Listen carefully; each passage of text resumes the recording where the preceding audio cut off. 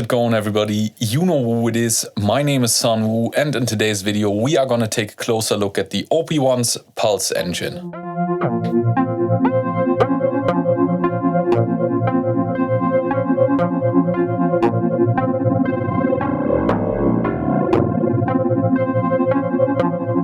And as always, we are going to go through it parameter by parameter, but before we do so, a quick summary of what I think the pulse engine is. I think the pulse engine is a dual oscillator synth, and the waveform is, as the name implies, a pulse waveform. You can modulate the pulse width, at least of one of the oscillators. You got a filter, you've got amplitude for whatever reason, and that's about it. But let's have a look at the single parameters. Let's start with the first parameter on the left, which is the blue knob that is controlling the filter. All the way clockwise means the filter is all the way open. And as I turn it counterclockwise, the filter closes.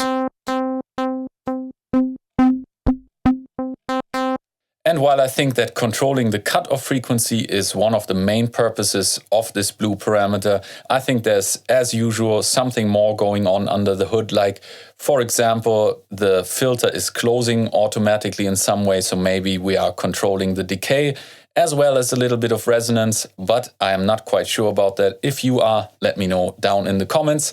Anyway, let's have a look at how this behavior shows itself. First off, now the filter is all the way open. That means it shouldn't be filtering out any frequencies.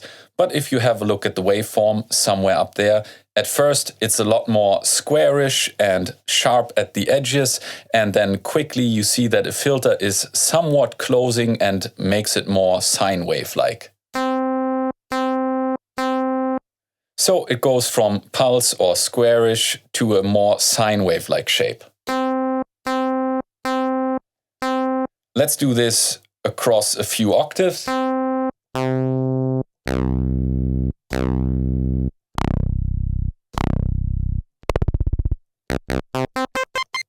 I think this closing of the filter tracks differently depending on what octave on the keyboard we are using, meaning at a higher octave it's quicker.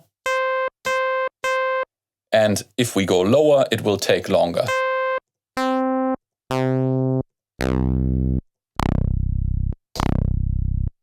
And while this might not be super noticeable, it gets very interesting once we close the filter completely.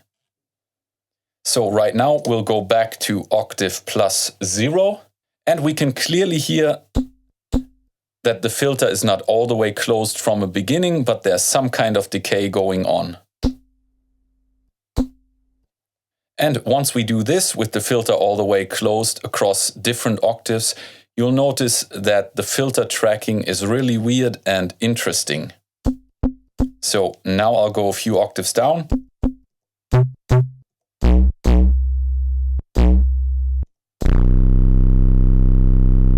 And now all of a sudden we get a completely sustained, very bassy note. And if we go up,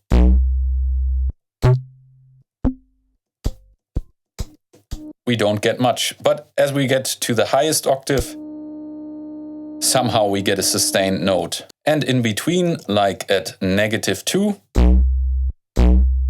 you can hear a distinct closing of a filter where at first it sounds very aggressive and distorted, and then you get a sustained sine-like waveform.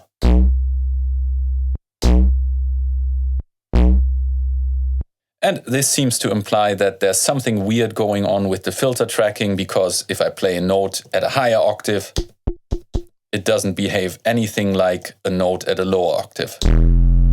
And the next parameter, which I don't really have a clue why it's in here, because seemingly all it does is change the volume of our patch.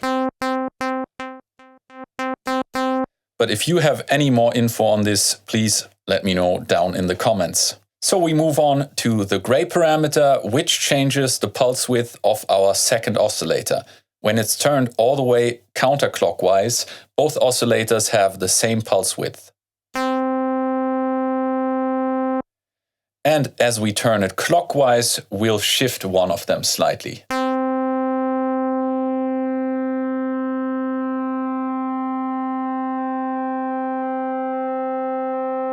And as you'll notice in a second, once we turn it all the way clockwise, it will sound as if our pitch goes up by a whole octave, because the pulse will be exactly in the middle of the two other pulses.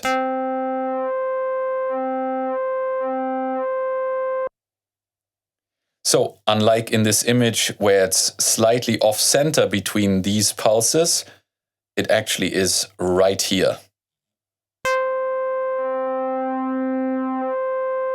So in short, gray parameter pulse width modulation of our second oscillator. And finally, let's get to our last parameter, which is the modulation parameter that can work counterclockwise, or with a little bit of change here, clockwise. To better see what's going on, let's change the pulse width of our second oscillator a tiny bit. Like this, for example. Okay, now if we turn this counterclockwise, it will modulate our second pulse width.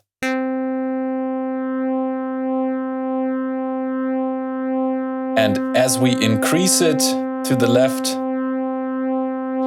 the rate will get faster and the depth will get deeper.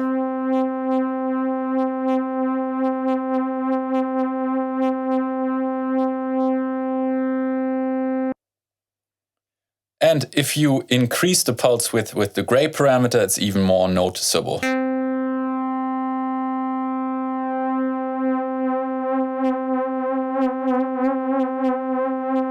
As opposed to like this.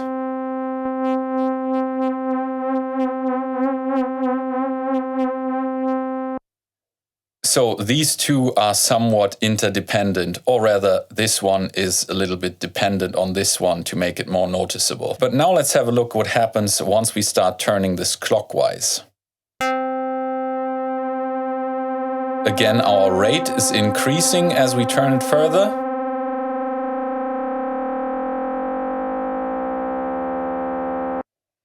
And what happens if we change this now? Nothing happens if this is all the way counterclockwise. That means the waves must be somewhat different in order to make this modulation audible.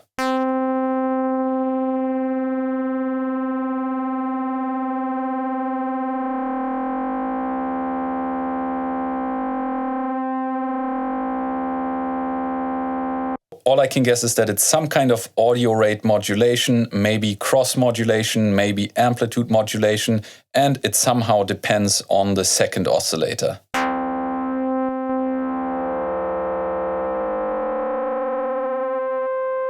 So that's it for each of the parameters. We've got the filter cutoff in blue, we've got the amplitude right here, we've got the pulse width, as well as the modulation parameter. Now let's see if we can create some patches with this. This is the first patch I came up with.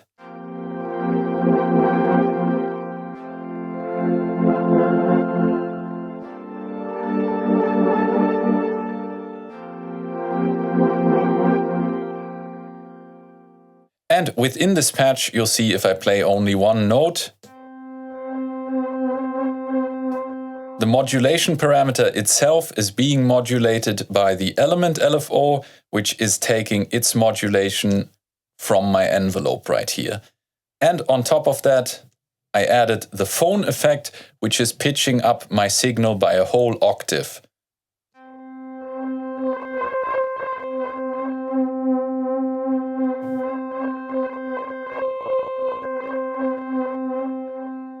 And if I change my parameters within the phone effect, apart from the blue parameter, which is my pitch, I can get really cool and grainy and textural effects.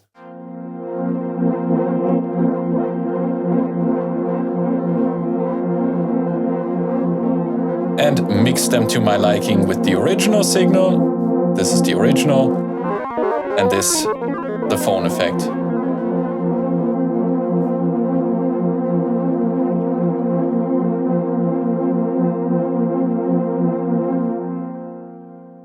And the next sound I come up with is using the cow effect, and again is using the envelope as an LFO source to modulate the filter. and it sounds like this.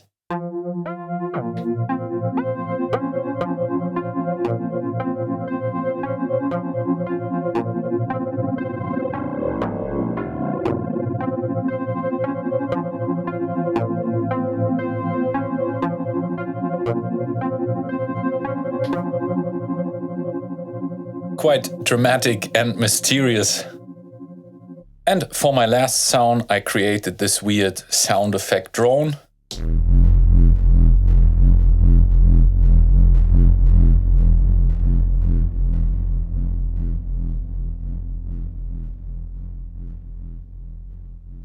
And I did this by turning the filter all the way down, applying some pulse width modulation, then having a spring reverb as an effect, and this is being modulated by a sawtooth LFO and gives us this pinging kind of resonance.